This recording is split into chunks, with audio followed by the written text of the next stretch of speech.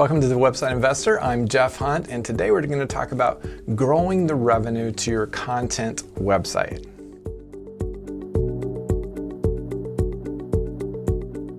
Well, as you probably know, revenue is composed of two things. It's about the volume, the number of customers you have, and how much you earn from those customers. And that's true of all kinds of businesses, but when we talk about content websites, particularly the number of customers we have are the visitors to our website, the number of pages those visitors are viewing. It's that component, and then how much we're earning from those visitors.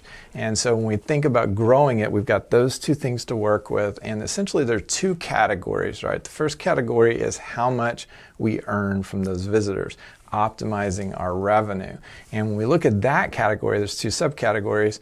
First is adding additional revenue sources, and then second is optimizing the revenue sources that we have. So let's take the first one, which is adding additional revenue sources. And the classic example is that you have a site that's monetized with affiliate links. So you're getting paid commissions whenever you make a referral of a visitor to someone else's site and they buy the product, you get paid a commission on that.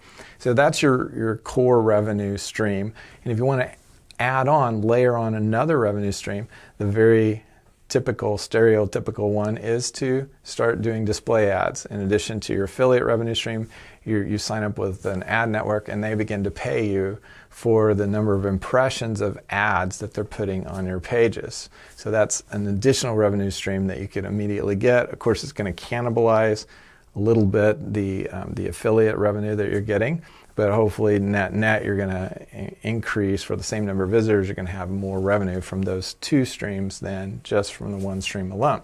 That's not always the case. Sometimes you want to eliminate streams, but that's sort of the first thing that you might consider when you want to increase your revenue. And of course, there are other revenue services that you can layer on top as well, and that might be like the sale of digital products like ebooks or video courses, or other kinds of like media sales or things like that, maybe even software sales or subscriptions. So you can add, that would be another revenue source that could make use of the same audience, the same visitors to your website, and give you more earnings from those same visitors. So we said that you can layer on additional revenue streams, and you can also optimize the existing ones.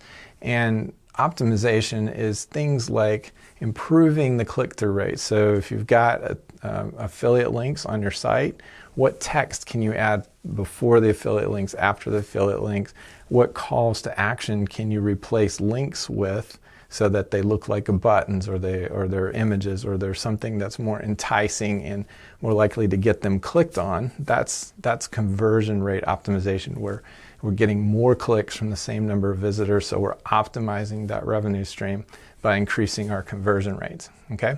And that same thought process can be applied to ads as well, the placement of the ads, the number of ads on the page, and the size, shape of ads, the kinds of advertisers that we're allowing on our pages relative to the kind of content we have. Those are all ways to optimize the revenue sources.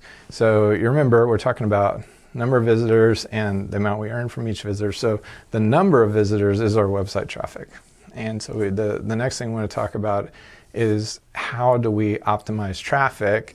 And whereas with revenue, we said probably the first thing you want to look at is additional revenue sources. With traffic, I would say that the first thing you want to look at is optimizing your existing traffic source, and then we'll talk about adding additional traffic sources. So under the category of optimizing your existing traffic, we're talking about, like for free traffic, organic traffic from Google and search engines, we're talking about two things.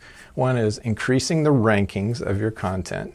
And we increase rankings by doing things like increasing the topic coverage, the quality and length of our article content, and improving on-page SEO. And that means things like making sure that our interlinking is correct between articles of similar topics, and that we're optimizing our titles and the quality of our content. We're trying to keep people engaged and on the page longer. So those things collectively on page help our ranking, and then off page we'll be building backlinks so that we tell to Google that, hey, we have a lot of authority, people like us, they quote us as a source, therefore they link to us. And so the combination of linking and then on-page optimization, particularly with content, is going to increase our rankings. So we're optimizing our free traffic because we're raising ourselves in the search results. But then once we raise ourselves in the search results, we also want us, all things considered, for more people to click on us than to click on the URL above us or below us in the search result. And we do that by optimizing the title tags. We make sure that our title is what people are searching for, making them more inclined to click on our title than someone else's, and we optimize our meta descriptions. So that's how we optimize a traffic source.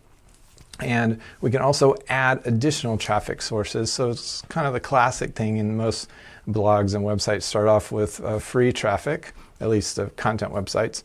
They start off with free traffic, and so they're getting search engine traffic, but then you want to layer on another kind of traffic, and that can be email traffic, so direct email advertising, and that sends you down the path of collecting email addresses and having something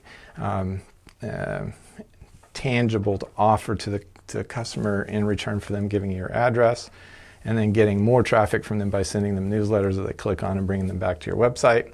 It could be social media traffic, where you pick a particular social media venue or platform like Instagram or Pinterest or Facebook, and then you have a process for putting content on those platforms and getting traffic back to your website.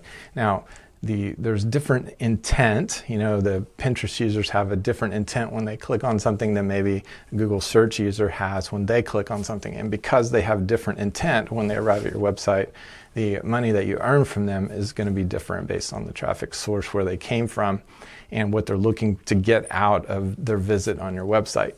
So each additional traffic source may have different earnings associated with it, but that's something that you'll have to explore.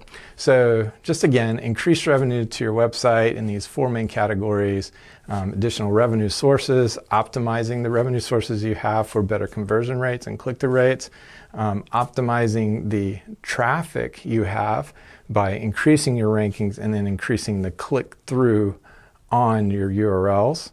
And then finally, adding additional traffic sources to your existing source so that you have more diversification in your traffic and hopefully grow your traffic over time, because you remember the main equation was number of customers times earning per customer.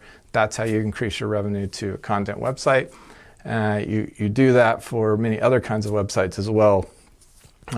But the example we use is a content website in this session. I hope that's helpful for you. Go to flipminds.com/today for more tools and resources for your online business, and we'll see you next time.